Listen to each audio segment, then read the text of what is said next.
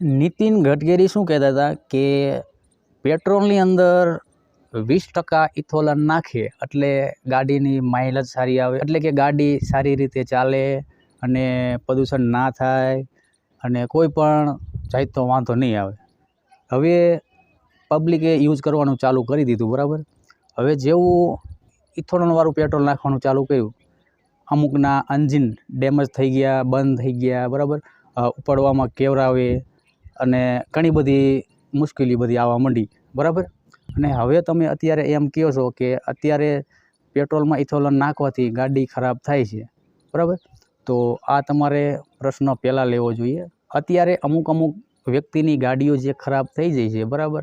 હવે એને તમારે નવી લઈ દેવી પડશે કે નહીં લઈ દેવી પડે? તમારે જો આ એક્સપેરિમેન્ટ કરવો જ તો તમારે તમારી પોતાની ગાડીઓ ઉપર એક્સપેરિમેન્ટ કરવો હતો, બરાબર. આ પબ્લિકની ગાડીઓ ઉપર એક્સપેરિમેન્ટ નહોતો કરવો તમારે.